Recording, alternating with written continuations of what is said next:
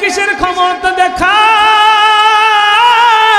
কিসের টাকার পাওয়ার দেখায়, আজকে আমি কিসের পিছনে ঘুরি? আমার তো একদিন লাশ হওয়া লাগবে রে। এত বিশাল বিল্ডিং আমি বানাইলাম, মানুষের সম্পদ আত্মসাৎ কইরা টাকা পয়সা কামাইলাম, আরে সুদের ভিতরে টাকা লাগাইলাম, মানুষের কাছ থেকে ঘুষ খাইলাম, মানুষের উপরে জুলুম কইরা কইরা টাকার বিশাল পাহাড় বানাইলাম। কিন্তু যখন আজরাইল আমার আপনার জানটা কবজ করে নিবে, সাথে সাথে আমার নামটা দইরা আর কেউ ডাকবে না। আমার এই বিশাল বড় বিল্ডিং থেকে আমাকে টান দিয়া নিচে নামায় ফেলবে, চার পাওয়ালা সেই খাটিয়ার ভিতরে শুয়াইয়া আমার দামি দামি শরীরের ভিতরে জামা কাপড় গুলো খুইলা আমাকে 3 টুকরা কাপড় দিয়ে পেঁচাইয়া আমাকেও তো সেই কবরের ভিতরে ফালাইয়া রাইখা আসবে। এই শীতের রাত্রিতে ঘরের ভিতরে আমি পাকার ভিতরে ঘুমাইতে পারি না, আমার খাট লাগে, খাটের উপরে জাজিম দেওয়া হয়, জাজিমের উপরে তোষক দেওয়া হয়, এরপরে চাদর বিছাইয়া আমি আপনি ঘুমাই, শরীরের ভিতরে লেপ দে, শরীরের ভিতরে কম্বল দে। ও আমার আব্বা জান যুবক ভাই, এত কিছু শরীরের ভিতরে দিয়েও যখন শীত মানে না, আরো কিছু আমার শরীরের ভিতরে দে। কিন্তু আহারে আমি যে ওই নির্জন মাটির ঘরের ভিতরে, ওই 3.5 হাত মাটির ঘরের ভিতরে আমাকে একা একা ফালায় আসবে, সেখানে তো আমার আলো নাই, বাতি নাই, সাথী নাই। ও দুনিয়ার মানুষ রে, যাদের জন্য এত কিছু করলেন, পাগলের মতো টাকার পিছনে ছুটলেন, টাকা পয়সা কালো টাকার পাহাড় যে করলেন, এই টাকা আপনার কোনো কাজে আসবে না, বরঞ্চ এই টাকায় আপনার আমার জন্য বিপদ ডেকে আনবে। আপনি তো ভোগ করতে পারলেন না, আপনার টাকা আপনার সন্তান ভোগ করবে, কিন্তু এই সন্তান আপনার আমার গুনার ভাগীদার হবে না, আপনার কবরে আমার আপনার আযাব হবে। আরে আমার আব্বা জানো যুবক ভাই, এই বিষয়গুলো চিন্তা করবেন। নবী আমার বলেন, যদি জানাজার ভিতরে যাও, মৃত্যুর কথা বেশি বেশি স্মরণ করো, তাইলে গুনাহ থেকে বাঁচতে পারবে। আল কোরআনের সৈনিক আমি, নেই তো পরাজয়, এক আল্লাহর গোলাম আমি, এই তো পরিচয় আমার, এই তো পরিচয়। এই পৃথিবীর সবই নকল, ও পৃথিবীর সবই নকল, আসল কিছুই নয়, এক আল্লাহর গোলাম আমি, এই তো পরিচয় আমার, এই তো পরিচয়। আল কোরআনের সৈনিক আমি, নেই তো কোনো ভয়, এক আল্লাহর গোলাম আমি, এই তো পরিচয় আমার, এই তো পরিচয়। আওয়াজ করে কোন ঠিক কিনা? কোরআন হাদিস শাসনতন্ত্র, রাসূল আমার নেতা, উৎসাহ মোর চিরম্লান, ইতিহাস বীর গাথা, ঠিক না? কোরআন হাদিস শাসনতন্ত্র, রাসূল আমার নেতা, উৎসাহ মোর চিরম্লান, ইতিহাস বীর গাথা। আমার এই দিলেতে আল্লাহ ছাড়া, আর এই দিলেতে আল্লাহ ছাড়া নেই তো কারো ভয়, এক আল্লাহর গোলাম আমি, এই তো পরিচয় আমার, এই তো পরিচয়। আল কোরআনের সৈনিক আমি, নেই তো পরাজয়, এক আল্লাহর গোলাম আমি, এই তো পরিচয় আমার, এই তো পরিচয়। এই পৃথিবীর সবই নকল, ও এই পৃথিবীর সবই নকল, আসল কিছুই নয়, এক আল্লাহর গোলাম আমি, এই তো পরিচয় আমার, এই তো পরিচয়। এক আল্লাহর গোলাম আমি, এই তো পরিচয় আমার, এই তো পরিচয়। ঠিক কিনা? লিল্লাহি তাকবীর। আল্লাহ আমাদের এই স্লোগানকে কবুল করুক, জোরে কোন আমিন। সম্মানিত হাজিরিন, আল্লাহ কোরআনে হাকিমে বলেন, ইয়া আইয়ুহাল্লাযীনা আমানুত্তাকুল্লাহা হাক্কা তুকাতিহি ওয়া লা তামুতুন্না ইল্লা ওয়া আনতুম মুসলিমুন। আরে আমার আব্বা জানো যুবক ভাইরা, একটু গভীর মনোযোগ দিবেন। আল্লাহ তাআলা এই আয়াত কারীমার ভিতরে আমাকে আপনাকে ডাক দিয়ে বলে, হে মুমিনগণ, হে ঈমানদারগণ, আমি আল্লাহকে ভয় করো। নবী আমার জানায় দেয়, এখানে আল্লাহ বলেছেন শুধু ভয় করে কথাটা বলেন নাই, আল্লাহ তাআলা ইত্তাকুল্লাহর সাথে আরেকটা শব্দ যোগ করেছেন, হাক্কা তুকাতিহ। আল্লাহ বলেন, বান্দা আমি আল্লাহকে ভয় করার মতো করো। এরা দুনিয়ার মানুষ রে, আমার আল্লাহ তাআলা এই আয়াতে কারীমার ভিতরে আপনাকে আমাকে কেন বললেন ভয় করার মতো করো? তাফসীর ইবনে কাসিরের ভিতরে এসেছে। সেই কথাটা জানানোর আগে আমি আপনাদেরকে একটু প্রশ্ন করতে চাই। ও আব্বাজান, ও যুবক ভাইরা, একটু জবাব দেয়া জানায় দেন, আমরা প্রত্যেকে আল্লাহকে ভয় করি কি করি না? আরো জোরে কও। আরে দুনিয়ার মানুষরা, আল্লাহকে যদি আমি আপনি সত্যি ভয় করতাম, তাইলে এই জমিনে কেউ কিন্তু নামাজ ছাড়তে পারতো না। আল্লাহকে যদি ভয় করতাম, তাইলে রোজা ছাড়তে পারতো না। আল্লাহকে ভয় করলে যাকাত না দিয়া থাকতে পারতো না। ও দুনিয়ার মানুষ রে, যদি আল্লাহকে ভয় করতাম, খারাপ কাজ করতে পারতাম না। এই দুনিয়ার জমিনে আমি আপনি আজকে প্রশাসনকে ভয় পাই, প্রশাসনের ভয়ে অসংখ্য অপরাধ থেকে আমি আপনি বাইচা থাকি। যদি প্রশাসন আমাকে ধরে ফেলে, তাইলে আমাকে থানার ভিতরে নিয়ে যাইতে পারে, জেল হাজতে ভরে দিতে পারে, এমনকি ফাঁসির কাস্টে পর্যন্ত ঝুলাইতে পারে। ও আব্বাজান, ও যুবক ভাই, আমি যে পয়েন্টটা আপনাদেরকে বুঝাইবো একটু মনোযোগ দিয়ে শুনবেন, বুঝতে পারবেন। আল্লাহ তাআলা আমাকে আপনাকে আল্লাহকে ভয় করার মতো ভয় করতে বলেছেন। শুধু ভয় নয়, করার মতো ভয় করা লাগবে। যদি আল্লাহকে করার মতো ভয় করি, তাইলে কিন্তু নামাজ আর ছাড়তে পারবো না, রোজা ছাড়তে পারবো না, কারণ আমার ভিতরে ভয় আছে একজনের। চিল্লায় বলেন তিনি কে? আর জোরে বলেন না তিনি কে? এ আমার আম্মা জানো, যুবক ভাই, আমার আল্লাহ তাআলা আপনাকে আমাকে বলে, ইত্তাকুল্লাহ হাক্কা তুকাতিহ। ও বান্দা, আমি আল্লাহকে ভয় করো, তবে করার মতো ভয় করো রে মুসলমান। দুনিয়ার মানুষ রে, যদি আল্লাহর ভয়টা অন্তরের ভিতরে থাকে, তাইলে আমি আপনি চিন্তা করব, মুয়াজ্জিন যখন মধুর সুরে আযান দেয়, এই আযানের ডাকে যদি আমি আপনি সাড়া না দেই, তাইলে আল্লাহর সামনে কিয়ামতের ময়দানে, কঠিন সেই হাসরের দিনে আল্লাহর সামনে আমাকে আপনাকে দাঁড়ানো লাগবে। সেই দিন কিন্তু দুনিয়ার কোনো ঘুষখোরের মতো বিচারক সেই দিন বিচার করবেন না। সেই দিন আমার আপনার বিচার করবেন এমন একজন বিচারক, যিনি নেই বিচার করবেন, যিনি ইনসাফের বিচার করবেন। ও দুনিয়ার মানুষরে, একটু চিৎকার মেরে বলতে হবে তিনি কে? ইমানের পাওয়ার দিয়া কন্যা তিনি কে? এ পাকুন্দিয়ার মুসলমান, সেই দিন আল্লাহ বিচার করবেন। এই জন্য আল্লাহর ভয়টা অন্তরের ভিতরে ঢোকানো লাগবে। এরপরে আল্লাহ বলেন, ওয়ালা তামুতুন্না ইল্লা ওয়া আনতুম মুসলিমুন। সাবধান, মুসলমান না হয়ে কিন্তু কবরে আইসো না। ও দুনিয়ার মানুষ, এটা আল্লাহ মুসলমানদেরকে বলতেছেন। তাইলে আমি আপনি তো মুসলমান, এরপরেও আল্লাহ কেন বলেন মুসলমান না হয়ে কবরে আইসো না? আরে আমার আব্বা জানো, যুবক ভাই, আমরা মনে করি কালিমা পড়লে আর মুসলমানি করলেই মনে হয় মুসলমান হয়ে যায়। না না না না, মুসলমানের মুসলমানিত্ব আনতে হবে। মুসলমান তাকেই বলা হয় যে ইসলাম কবুল করেছে, আল্লাহর কাছে পরিপূর্ণ আত্মসমর্পণ করেছে, সেই ব্যক্তিটাই মুসলমান। আল্লাহ তাআলা হযরত ইব্রাহিম নবীকে বলেন, ক্বালা লাহু রাব্বুহু আসলিম।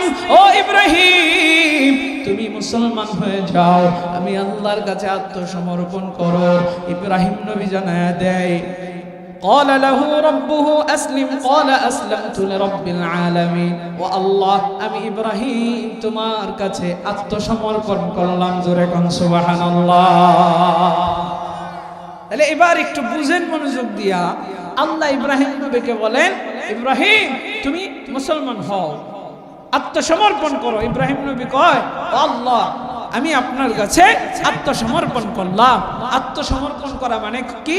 দুনিয়ার একটা উদাহরণ দেওয়া বোঝায়। আপনি ধরেন একজন আসামি, পুলিশে আপনারে দৌড়াইতেছে, তো আপনি পালায়া যাওয়ার চেষ্টা করতেছেন, তখন পিছন দিক দিয়ে পুলিশ বলতেছে এই দাঁড়া, নালে তোলে গুলি করব। সে কি করবে? গুলি করবে। তখন আসামি বলতেছে হাত উঠায়া আমি আত্মসমর্পণ করলাম। পুলিশের কাছে যখন আপনি হাত উঠায় আত্মসমর্পণ করবেন, তখন পুলিশ কিন্তু আপনারা গুলি করবে না। যদি আমাদের দেশের পুলিশ হয় আর প্রতিহিংসা থাকে, তাইলে তো আপনার আত্মসমর্পণের সুযোগও দিত না, আগেই মেরে ফেলে। তো যেটা বুঝাইতেছি আর কি, যে যদি আপনি হাত উঠান তাহলে নিয়ম হলো কি, আপনি আত্মসমর্পণ করলেন, আপনাকে আর মারা হবে না। সম্মানিত হাজিরি, আপনি অপরাধ স্বীকার করে আত্মসমর্পণ করলেন, এবার আপনাকে থানার হাজতে নেবে, জেলে নেবে, যেটা মনে যায় সেটা করবে। ঠিক তেমনি ভাবে আল্লাহ বলেছেন এই গোলাম, তুমি আমার কাছে আত্মসমর্পণ করো। ইব্রাহিম নবী বলেন আমাদের জাতির পিতা মিল্লাতা আবিকুম ইব্রাহিম আলাইহিস সালাতু ওয়াসসালাম, তিনি বলতেছেন ক্বালা লাহু রাব্বুহু আসলিম ক্বালা আসলামতু লিরাব্বিল আলামিন। আল্লাহ গো, আমি আপনার কাছে আত্মসমর্পণ করলাম। ও দুনিয়ার মানুষ, আল্লাহর কাছে আত্মসমর্পণ যে করতে পারে পরিপূর্ণভাবে, সেই হচ্ছে প্রকৃত মুসলমান। ও দুনিয়ার মানুষ, শুধু তাই নয়, মুসলমান যখন আপনি পরিপূর্ণ হবেন, তখন আপনি নামাজ ছাড়তে পারবেন না, তখন রোজা ছাড়তে পারবেন না, কোনো ফরজ বিধান ছাড়তে পারবেন না, এমনকি প্রত্যেকটা আল্লাহর বিধি বিধানকে আপনি আমি প্রত্যেকটা সহি তরিকায় সহিভাবে মেনে চলবো। এটাই হচ্ছে আত্মসমর্পণ এবং পরিপূর্ণ মুসলমানের একজন পরিচয়। আল্লাহ বলেন সাবধান, মুসলমান না হইয়া কবরে আসবে। যদি মুসলমান না হইয়া কবরে যায়, আমাদের কিন্তু উপায় নাই। এই জন্য মরণের কথা বেশি বেশি স্মরণ করা লাগবে। আপনি আমি গুনাহ থেকে বাঁচতে পারবো, কিসের কথা স্মরণ করবেন? এই তো ঘুমায় গেছেন আপনারা, জোরে কোন কিসের কথা? মরণের কথা। এটা কেমনে স্মরণ করবেন? নবীজি চমৎকার করে জানায়। আরে পাকুম দিয়ার মুসলমান, গভীর মনোযোগ। পর্দার অন্তরালের মা, ও আমার বোনেরা রে, আমি শুধু বাবা ভাইদের জন্য বয়ান করছি না, প্রত্যেকটা মানুষের জন্য বয়ান করতেছি। একটু দিলের কানটা লাগায়া শুনবেন আর বোঝার চেষ্টা করবেন। ও দুনিয়ার মানুষ রে, মরণের কথা আমরা কেমনে স্মরণ করব? নবী আমার জানায়, যখন কোনো মানুষ মারা যায়, ওই জানাজার ভিতরে শরীক হও।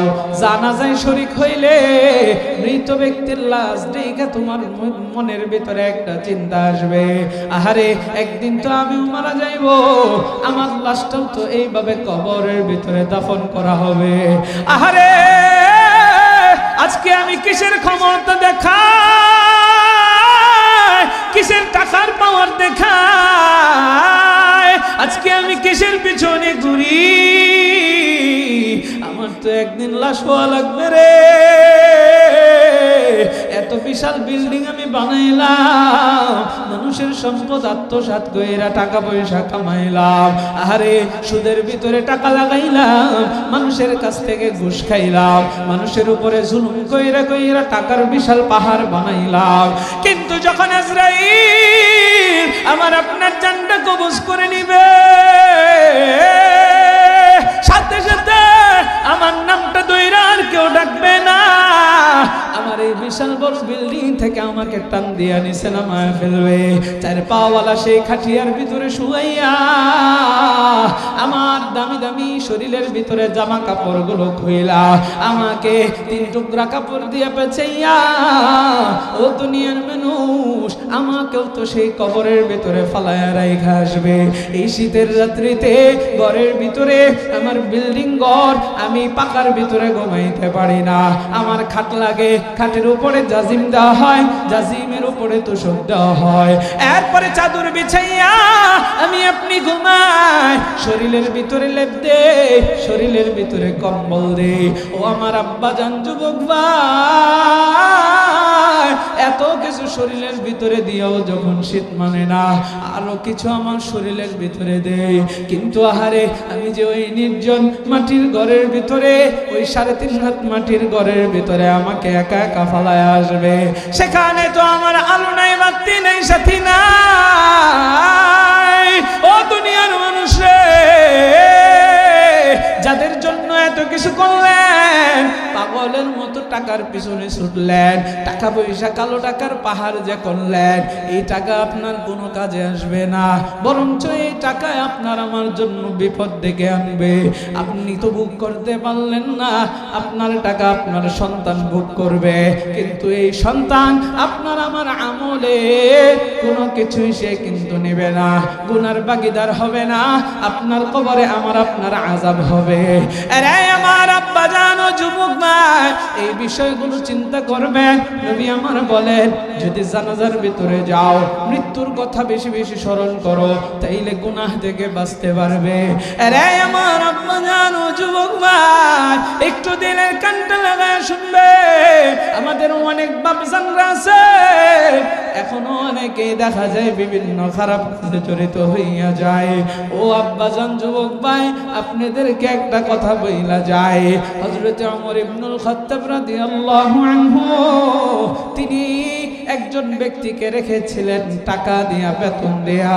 ওই ব্যক্তিকে বলেছিলেন, তুমি আমার পাশে দাঁড়াইয়া আমাকে সবসময় স্মরণ করায়া দিবা, আপনি কিন্তু একদিন মরবেন। ও ওমর, আপনি কিন্তু একদিন মরবেন। ও দুনিয়ার মানুষ, খলিফাতুল মুসলিমিন হযরত ওমর দেখেন কি করেন। এই ব্যক্তিটা চার সাথে দাঁড়াইয়া হযরত ওমরের কানের কাছে এসে বলে, আমিরুল মুমিনিন, খলিফাতুল মুসলিমিন, আপনি কিন্তু চিরদিন এই দুনিয়ার জমিনে থাকবেন না, একদিন আপনার মরা লাগবে। এই কথা বলতে বলতে, শুনতে শুনতে, এমন করতে করতে অনেক দিন চলে যায়। হঠাৎ করে ওই ব্যক্তিকে চাকরি থেকে হযরত ওমর অব্যাহতি দিয়ে দেন। ওই ব্যক্তির মনটা খারাপ, হযরত ওমরকে ডাক দিয়া কয়, আমিরুল মুমিনিন, কি এমন অপরাধ করলাম যে অপরাধের কারণে আপনি চাকরি থেকে অব্যাহতি দিলেন? আমিরুল মুমিনিন, খলিফাতুল মুসলিমিন ওই লোককে ডাক দিয়া বলে, রে ভাই, আপনি কোনো অন্যায় করেন নাই, আপনি কোনো বেয়াদবি করেন নাই, আমি আপনাকে চাকরি থেকে অব্যাহতি দিয়েছি, আর এই কাজের জন্য আপনাকে আমার প্রয়োজন নাই, কারণ আমি এখন আমার নিজের মৃত্যুর কথা আমি নিজেই স্মরণ করতে পারবো। ওই ব্যক্তি বলে, ও আমিরুল মুমিনিন, কেমনে স্মরণ করবেন? হযরত ওমর ইবনুল খাত্তাব তার দাড়িটারে ধইরা দেখায়, এই যে দেখো, কালো দাড়ির ভিতরে একটা দাড়ি সাদা হয়ে গেছে, একটু জোরে কোন আল্লাহু আকবার। হযরত ওমর বলেন, এই যে দেখো, এতদিন পর্যন্ত তোমাকে আমি নিয়োগ করে রেখেছিলাম, বেতন দিতাম নিজের টাকা থেকে, সরকারি ফান্ড থেকে নয়, নিজের টাকা থেকে বেতন দিতাম, আমাকে মরণের কথা তুমি স্মরণ করাইবা, কিন্তু এখন দেখো আমার এই যে কালো দাড়ি আছে, এই দাড়ির ভিতরে আমার একটা দাড়ি সাদা হয়ে গেছে। এই জন্য নবীজি বলেন যে তোমাদের যখন দাড়ি সাদা হয়ে যাবে বা চুল পেকে যাবে, তখন বুঝে যাইবা তুমি কবরের কাছাকাছি চলে গেছো। অবশ্যই মৃত্যুর কোনো বয়স নাই, কিন্তু আমি কেন এই কথা বললাম, আমাদের অনেক আব্বাজানরাও দুনিয়ার পাগল হয়ে গেছে, দুনিয়ার পাগল হয়ে গেছে। আমাদের স্বভাব হইল, যদি একটু অসুস্থ হই, অসুস্থ হইলে পরে আল্লাহরে খুব মনে পড়ে, হাসপাতালের বেডে শুয়ে শুয়ে আল্লাহ জীবনে আকাম কুকাম করতাম না, এবারের মতো আমারে সুস্থ করে দাও, আবার সুস্থ হয়ে যায়, পরে যেই সেই কথা কোন ঠিক কিনা, যেই সেই। এই জন্য নবী বলেন, আল কাইয়াসু মান দানা নাফসাহু ওয়া আমিলা লিমা বা'দাল মাউত। জ্ঞানী তো হচ্ছে সেই ব্যক্তি, যে ব্যক্তি মৃত্যুর পরবর্তী জীবনের জন্য আমল করলো, নেক সামান তৈরি করলো, সেই ব্যক্তিকে জ্ঞানী বলেছে। তাহলে আমি একটু হাদিসের বিপরীতে একটু বোঝাই, যে ব্যক্তি মৃত্যুর পরবর্তী জীবনের জন্য নেক আমল করলো না, সে হচ্ছে মূর্খ। নবীজি জ্ঞানী কে সেটা বলেছেন, যারা মৃত্যুর পরবর্তী জীবনের জন্য আমল করলো তারা হলো জ্ঞানী, আর যারা মৃত্যুর পরবর্তী জীবনের জন্য আমল করলো না তারা কি? মূর্খ। এখন আপনারা জবাব দেবেন, আমরা মূর্খ থাকতে চাই না জ্ঞানী হতে চাই? জ্ঞানী হতে চাইলে আমল করা লাগবে। ও দুনিয়ার মানুষ, মরণ সত্য, কিন্তু আমরা কেউ মরতে চাই না, প্রত্যেকে বাঁচতে চাই। এখানে কেউ আছেন মরতে চান? একটু হাত তোলেন তো দেখি। আচ্ছা, হাত নামা। ফুলাফান না বুঝে উড়াইছে, মুরব্বী এটা না বুঝে উড়াইছে। দু তিনজন যদি বুঝে উড়ায় থাকে যে আমি মরতে চাই, তাইলে আমি বলবো ওর বাড়িতে শান্তি নাই, বউয়ের সাথে ঝগড়া আছে, বউয়ের সাথে কিলাকিলি আছে, সংসারে শান্তি নাই। যেই ব্যক্তির সংসারে শান্তি নাই ওই মরতে চায়, আর যেই যুবককে প্রেমে ছেঁকা খাইছে সেই মরতে চায়। ঠিক কিনা কম? সম্মানিত হাজিরিন, আচ্ছা, আপনার যদি কিডনি নষ্ট হয়ে যায়, তাহলে আপনি কি ঘরের ভিতরে হইয়া থাকেন কোন যে থাকা নষ্ট হয়েছে হয়েছে মরে গেলে যাবো নাকি চিকিৎসা করান? এই যে কথা কয় না, জোরে কম, চিকিৎসা করেন। টাকা নাই, কয় টাকা হাওলাত কর, টাকা আছে ক্যাশ, সব শেষ, আর টাকা নাই, ডাক্তার বলে আরো টাকা লাগবে, তারপরে আপনার কিডনি ভালো হবে। দুটোটা কিডনি ড্যামেজ হয়ে গেছে, নাহলে আপনি মরে যাইবেন। এবার সে চিকিৎসার জন্য যদি প্রয়োজন হয় জায়গা জমি বেচে, যদি প্রয়োজন হয় ভিটা মাটিটা বেচে। এগুলো কেন বেচে? মরার লেগে বেচে? কথা কয় না, বাসার লেগে। এজন্য আল্লাহ বলেন, কুল ইন্নাল মাউতাল্লাযী তাফিরুনা মিনহু ফাইন্নাহু মুলাকীকুম। আরে পাকুম দিয়ার মুসলমান, একটু দিলের কানটা লাগায় শুনবেন আর বোঝার চেষ্টা করবেন। এই পৃথিবীর জমিনে কেউই কিন্তু মরতে চায় না, প্রত্যেকেই বাঁচতে চায়। আমার আপনার যদি কোনো রোগ হয়, অসুস্থতা হয়, তাইলে চিকিৎসা করি সুস্থ হওয়ার জন্য। এমনকি কারো যদি মরণব্যাধি ক্যান্সার হয়, ওই ক্যান্সার থেকে বাঁচার জন্য পর্যন্ত চিকিৎসা করে। যদি প্রয়োজন হয় তাইলে কিন্তু ইন্ডিয়াতেও যায়, যদি প্রয়োজন হয় সিঙ্গাপুরেও যায়, যদি প্রয়োজন হয় তাইলে চীনের ভিতরেও যায়। দুনিয়ার মানুষ যায় কেন? বলে বাঁচার জন্য। কেউ মরতে চাই না। আল্লাহর কাছে আমরা সব সময় দোয়া করি, আল্লাহ আপনি আমার সুস্থতার সহিত নেক হায়াত দরাজ করেন। ও দুনিয়ার মানুষ রে, আল্লাহর কাছে আমরা কিন্তু হায়াতের জন্য আল্লাহর কাছে চাই। এই জন্যই তো আল্লাহ বলেন, কুল ইন্নাল মাউতাল্লাযী তাফিরুন। মরণ থেকে যতই পালাইতে চাও রে মুসলমান, মরণ থেকে আমি আপনি কিন্তু পালাইতে পারবো না। ফাইন্নাহু মুলাকীকুম। এই মরণ তোমাকে আমাকে আঁকড়ায়া ধরবে, এই মরণই তোমাকে আপনাকে আঞ্জায়া ধরবে। আজরাইল সময় হলে আপনার আমার কাছে কিন্তু চলে আসবে রে বাবা। ও দুনিয়ার মানুষ, যেহেতু এই পৃথিবীর জমিনে আমি আপনি বাঁচতে পারবো না, নবীজি বলেছেন জ্ঞানী হচ্ছে সে যে মৃত্যুর পরবর্তী জীবনের জন্য আমল করলো। আরে আমার আব্বা জান, কারণ ওই কবর কারো জন্য হবে জান্নাতের বাগান। আল কবরু রাউদাতুম মির রিয়াদিল জান্নাহ আও হুফরাতুম মিন হুফারিন নার। আবার কারো জন্য কবর হবে জাহান্নামের গর্ত। কাদের জন্য বাগান? যারা দুনিয়াতে নেক আমল করবে। আর কাদের জন্য জাহান্নামের গর্ত? যারা দুনিয়ার ভিতরে গুনাহ করবে। ও দুনিয়ার মানুষে, এবার একটু জবাব দিয়া জানা দেয়, আমাদের কবরটা জান্নাতের বাগান হোক, এটা আমরা চাই কি চাই না? আরে দুনিয়ার মানুষরা, আমি আপনাদেরকে কিছু কিছু নেক আমল দিয়ে যাব।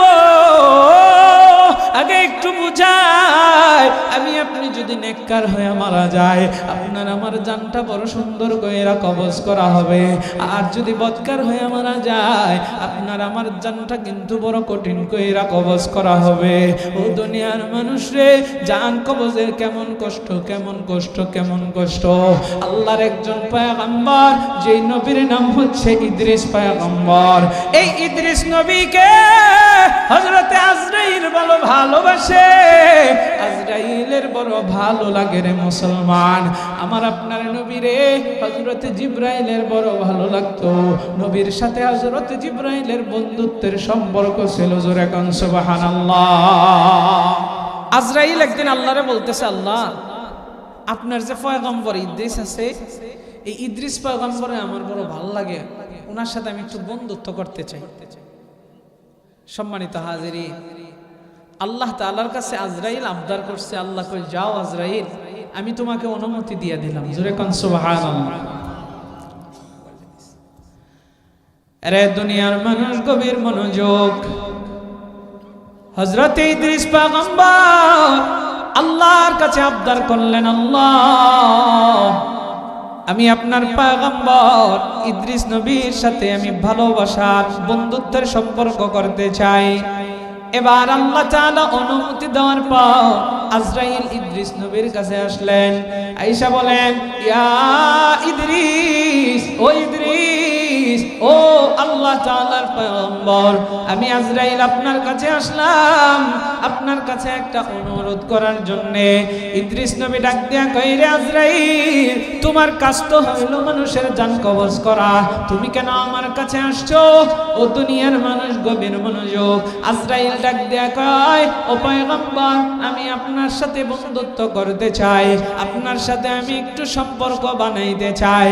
আর দুনিয়ার মানুষ রে, ইদ্রিস নবী আজরাইলকে ডাক দিয়া বলে, আজরাইল, আমি যার সাথে বন্ধুত্ব করি না, আমি যার সাথেই দোস্তি বাঁধতে পারি না, ও আজরাইল, তোমার সাথে বন্ধুত্ব আমি করতে পারি, আমার শর্ত আছে। বলে, কি শর্ত?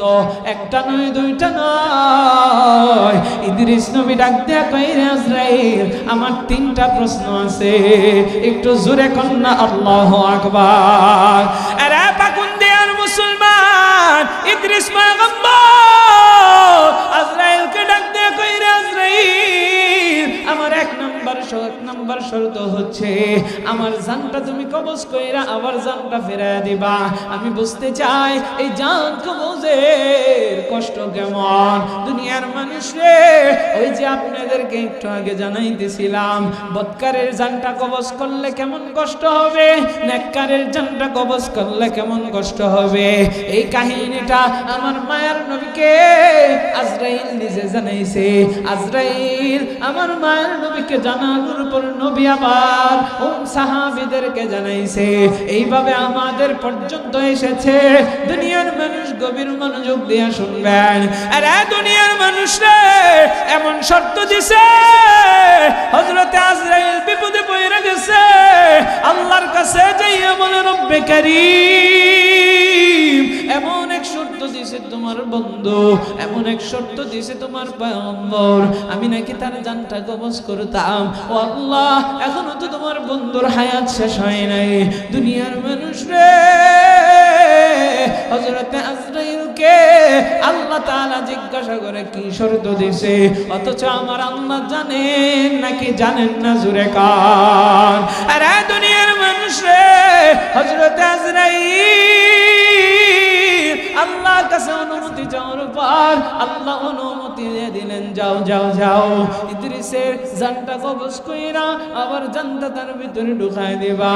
দুনিয়ার মানুষ রে, হযরতে আজরাইল আসলেন, ইদ্রিস নবীর জানটা কবজ করলেন, আবার ও জানটা ভিতরে ঢুকায় দিলেন। ও দুনিয়ার মানুষ, এবার 2 নাম্বার শর্ত। ইদ্রিস নবী ডাক দেয়া কই, রে আজরাইল, আমি জাহান্নামটা গইরা গইরা দেখতে চাই, একটু চিল্লায়া কন্না আল্লাহু আকবার। এবার হযরত ইদ্রিস নবী 2 নাম্বার শর্ত দেওয়ার পর আজরাইল আবার আল্লাহর কাছে গেলেন, আল্লাহকে বললেন, আল্লাহ, আমি তো বন্ধুত্ব এখনো পাতে পারি নাই, আমাকে 2 নাম্বার শর্ত দিছে। আল্লাহ বলে, যাও, এটাও পূরণ করো। এবার হযরতে আজরাইল ইদ্রিস নবীকে জাহান্নামটা ঘোরায় ঘোরায় দেখাইলেন। ও দুনিয়ার মানুষ রে, এবার আজরাইল বলে, একটু বন্ধুত্ব করেন। কয়, না, আমার 3 নাম্বার শর্ত আছে, এটা পূরণ করো, এরপরে তোমার সাথে বন্ধুত্বে পারবো। দুনিয়ার মানুষ বলে, এবার 3 নাম্বার শর্ত কি? ইদ্রিস নবী ডাক দেয়া কয়, রে আজরাইল, 3 নাম্বার শর্ত হলো আমি একটু আল্লাহর জান্নাতটা ঘুরে ঘুরে দেখতে চাই। আরে দুনিয়ার মানুষ রে, আজরাইল আল্লাহকে ডাক দিয়ে বলে, তোমার পয়গম্বর জান্নাতটা গয়রা গয়রা দেখতে চাই। ও রব, তুমি যদি অনুমতি না দাও তাইলে আমি আমার খায়েশ মিটাইতে পারবো না, তার সাথে বন্ধুত্বে করতে পারবো না। ও রব, তুমি একটু অনুমতি দিয়া দাও। আল্লাহ বলেন, ঠিক আছে, যাও, আমার পয়গম্বরের জান্নাতটা গয়রা গয়রা দেখায় আবার বের করে আনো। এবার হযরত ইদ্রিস ইদ্রিস নবীকে জান্নাতের ভিতরে নিয়ে যখন আজরাইল ঘুরতে বলে, এবার ইদ্রিস নবীকে আজরাইল বলে বেরিয়ে আসো, জান্নাত তো দেখলা, দুনিয়ার মানুষ হযরত ইদ্রিস নবী জান্নাত থেকে আর বের হয় না। জোরে বল আল্লাহু আকবার।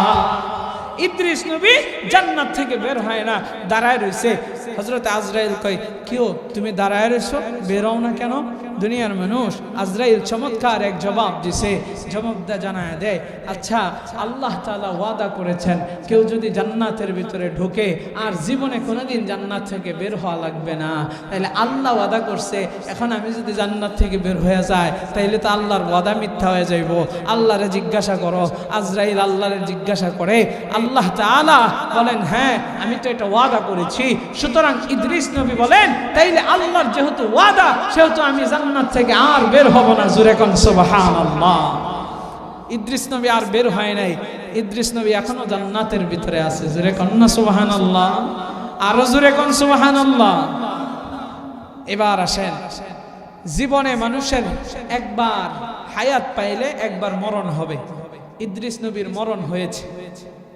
জীবনে মানুষটা যদি, ইদ্রিস নবীর যুক্তি ছিল জীবনে মানুষ যদি বদকার হয় একবার জাহান্নামে যাবে, তারপরে আবার জান্নাতে যাবে। তো আমি জাহান্নামও দেখছি, জাহান্নামও গেছি, আমি এবার জান্নাতে আইছি, আর জান্নাত থেকে বের হব না। আল্লাহর ওয়াদা অনুযায়ী ইদ্রিস পয়গম্বর এখনো জান্নাতের ভিতরে আছেন, তিনি আর বের হন নাই। ইদ্রিস নবী কয়, আজরাইল এবার আমার সাথে বন্ধুত্ব করতে চাইলে করো। সম্মানিত হাজিরিন, এই বিষয়টা বলার উদ্দেশ্য যেটা হলো, ওই যে ইদ্রিস নবীর জানটা যে কবজ করছে, কেমন কষ্ট হয়েছে বা কেমন লাগছে এটা আমাদের জানার দরকার আছে না নাই? আপনাদের আওয়াজ একবার জানার দরকার নাই। জোরে কোন আছে না নাই? এই ইদ্রিস নবীর কেমন কষ্ট হয়েছে এটা জানার জন্য যেতে হবে আবার আজরাইলের কাছে। আজরাইলের কাছে কে গেছে? আমার আপনার নবী সরকারে দো আলম নবী। সংক্ষেপ করে দিচ্ছি, যেহেতু সময় শেষের দিকে, সংক্ষেপে আমি যতটুকু বলতে পারি। জিব্রাইল আমিন আল্লাহর নবীকে সব মেরাজ সামনে আসতেছে। এই মেরাজের রজনীতে আল্লাহর সাথে যখন সাক্ষাৎ করার জন্য নিয়ে যায়, বুরাকের পিঠে ছড়াইয়া মক্কা থেকে বাইতুল মুকাদ্দাস পর্যন্ত নিলেন। বাইতুল মুকাদ্দাস থেকে প্রথম আসমান পর্যন্ত আল্লাহ তাআলা বুরাকের পিঠে চড়াইয়া নিলেন। এইভাবে যাইতে যাইতে 7টা আসমান ভেদ করে সিদরাতুল মুনতাহা পর্যন্ত হযরত জিব্রাইল সঙ্গী হলেন। সিদরাতুল মুনতাহার পরে জিব্রাইলের আর অনুমতি নাই সিদরাতুল মুনতাহা ক্রস করার, কারণ এই সিদরাতুল মুনতাহা হচ্ছে হযরত জিব্রাইলের বাড়ি। জোরে কোন সুবহানাল্লাহ। এই বাড়ি পর্যন্ত যায়া জিব্রাইল আমিন স্টপ। নবীজি বলেন, তুমি স্টপ হয়ে গেলা? কই, ইয়া রাসূলুল্লাহ ইয়া হাবিবাল্লাহ, এরপরে আমার আর যাওয়ার অনুমতি নাই। কোন অনুমতি নাই? তাইলে এখন কি করতে হবে? কয়, আপনার একা একা যেতে হবে। কিসে চড়ে যাব? বুরাক নাই। বলে, এখান থেকে আপনাকে আল্লাহ তাআলা রফ দিবেন। জোরে কোন সুবহানাল্লাহ। আল্লাহ কোরআনে হাকিমে বলেন, মুত্তাকিইনা আলা রাফরাফিন খুদরি ওয়া আবকারিন হিসান। আরে পাকুন্দিয়ার মুসলমান, গভীর মনোযোগ। সিদরাতুল মুনতাহা থেকে আল্লাহ তাআলার পয়গম্বর আমার আপনার নবী রফরফের পিঠে চড়া আল্লাহ তাআলার পয়গম্বর রওনা দিলেন। এই রফরফ কি জিনিস? আল্লাহ তাআলা কোরআনে হাকিমে জানায়, মুত্তাকিইনা আলা রাফরাফিন খুদরি ওয়া আবকারিন হিসান। এটা এক জান্নাতের সবুজ এক মসনদ, যে জান্নাতি সবুজ মসনদের ভিতরে, আরামদায়ক এই মসনদের ভিতরে জান্নাতীরা বসবে, জান্নাতীরা হেলান দেবে, জান্নাতীরা এখানে বিশ্রাম করবে। ও দুনিয়ার মানুষ রে, এই রফরফ এমন দ্রুতগামী, এত দ্রুতগামী রফরফ চোখের পলকে ওই জায়গার ভিতরে নিয়ে যায়। আমার মায়ার নবীকে রফরফ চৈরা চৈরা সামনের দিকে যায়। আমি সংক্ষেপ করে সামনের দিকে চলে যাইতেছি। আমার মায়ার নবী দেখেন, যখন আসমান পার হইয়া জিব্রাইলকে ছাড়া নবী আমার যায় আল্লাহর সাথে সাক্ষাতের জন্য। নবী আমার দেখেন বিশাল বড় এরিয়া, অন্ধকার আর অন্ধকার। কিছুক্ষণ পরে পরে ধূপধাপ আওয়াজ, আর বিশাল বিশাল দেহ বিশিষ্ট ফেরেশতাদেরকে নবী দেখে এক একজন কাজের ভিতরে নিয়োজিত আছে। এইভাবে যাইতে যাইতে এক পর্যায়ে আমার মায়ার নবী একজনকে দেখেন যে বিশাল দেহ বিশিষ্ট, চেহারাটা বড় কুৎসিত, সে একটা জায়গার ভিতরে বসে আছে। ও দুনিয়ার মানুষ রে, কিতাবের ভিতরে লেখা হয় ওই জায়গার ভিতরে বইসা তার হাতের ভিতরে একটা নূরের ফুলকে, আর তার সাইডের ভিতরে একটা গাছ, যে গাছের পাতাগুলো হচ্ছে সবুজ বর্ণ। আরে দুনিয়ার মানুষ, ওই ব্যক্তিটা একবার তার হাতের ফুলকির দিকে তাকায়, আরেকবার গাছের পাতার দিকে তাকায়। আবার দেখেন নবী আমার কিছু পাতা হলুদ বর্ণ হয়ে পড়ে যাইতেছে। দুনিয়ার মানুষে ওই ব্যক্তিটা আবার তার হাত দেয়া কি যেন ওই নূরের ফুলকির ভিতরে আগ দেয়া কাইটা দেয়। দুনিয়ার মানুষে নবী আমার এই ব্যক্তিকে দেখা এমনি তো নবী আমার একা একা ভয় পাইতেছে। আল্লাহর নবী ওই ব্যক্তিটাকে সালাম দিলেন, সালাম, কিন্তু সালামের জবাব সাথে সাথে যায় নাই। কিছুক্ষণ পরে মাথাটা জাগাইয়া ওই ব্যক্তি সালামের জবাব দিলেন আর বললেন, আহলান সাহলান মারহাবান তাইয়িবান মুবারাকান ইয়া মুহাম্মদ, আপনার জন্য, আপনার উম্মতের জন্য আপনার এই শবে মেরাজ শুভ হোক। একটু জোরে কোন সুবহানাল্লাহ। নবী আমার এতক্ষণ কিছুটা ভীত সন্ত্রস্ত ছিলেন, কিন্তু যখন ওই ব্যক্তি আমার মায়ার নবীকে আহলান সাহলান জানাইছে, এবার নবী আমার সাহস পাইছে। ব্যক্তিকে জিজ্ঞাসা করে, মান আনতা, তুমি কে? এবার ব্যক্তি জবাব দিয়ে জানায় দেয়, আনা আজরাইল, আমি হচ্ছি হযরতে আজরাইল। দুনিয়ার মানুষ, এবার নবী আমার সামনে আসলেন, ডাক দিয়া জিজ্ঞাসা করেন, ভাই আজরাইল, আপনার হাতের ভিতরে ওই নূরের ফলকটা কিসের এটা? আর এই গাছটাই বা কিসের, যেখানে সবুজ পাতা আবার হলুদ বর্ণের পাতাও রয়েছে, আবার কিছু পাতা ঝরে পড়ে যাইতেছে। আজরাইল ডাক দিয়া কয়, গো পয়গম্বর, আমার এই যে হাতের ভিতরে নূরের ফলকটা আছে, এই নূরের ফলকের ভিতরে পৃথিবীর সমস্ত মানুষের নামগুলো লিপিবদ্ধ করা আছে। জোরে কোন আল্লাহু আকবার।